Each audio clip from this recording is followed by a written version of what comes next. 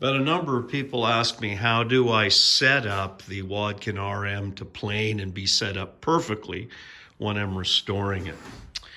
And so this is just going to be a general overview so you have a concept of how the machine should be set up. This is a type of construction, what I refer to as the platform build.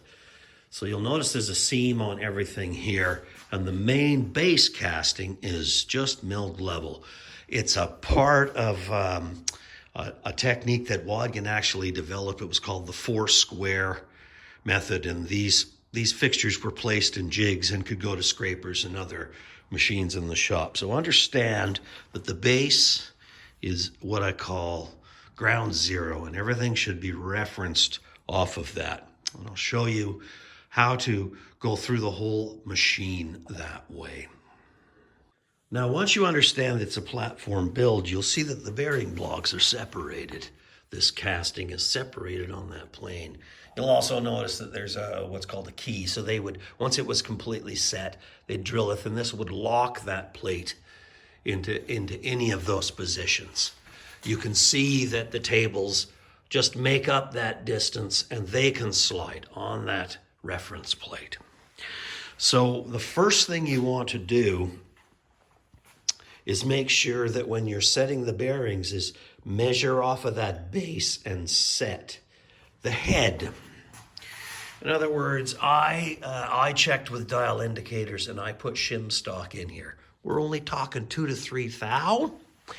I also had the head milled and could reference that off. So the first thing I did was set the head off that platform as accurately as possible.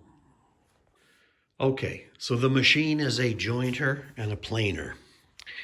We set the whole thing up to the jointer. We then adjust the rise and fall tables here with shim stocks to come into that. I'm talking about 5 thou adjustments here. In some cases, no adjustments, okay? So that's what I'm referring to. If the tables are not coplanar after, and what we're going to do is we'd set a dial on this rear table and see if it's parallel and add shim stock accordingly. You would always add shim stock to the rear table because it never gets adjusted. You don't want to set it up to this. So you might go back and forth with the head and say, this is where the table is sitting without stock. That would be your first one. Okay, that's how you would adjust those tables. You can use straight edges. Okay, so now that the head and the jointer are all set up, your planer bed sits on 2 threaded screws, which are on blocks. They're all encased inside there, but you could put shim stock off. So what you would do is measure the cutting diameter circle of the head, which is nice, and just adjust your planer for that. That's how you would adjust the bed. These are your feed rolls, which you would reference off the head in all of those ways. And pick yourself a projections of the knives and then set that to 0. So when setting up knives again, you're not going to interrupt any of the pressure bars in your arrangements. Few things to consider is these aren't segmented pressure bars, and generally the old ones are worn out in the middle. I redid them.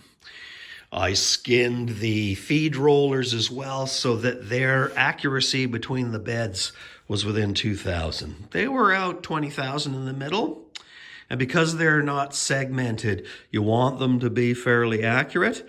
The more accurate they are, the more precise we can be. In the manual shows you all the settings of those, so you can set those up pretty easy.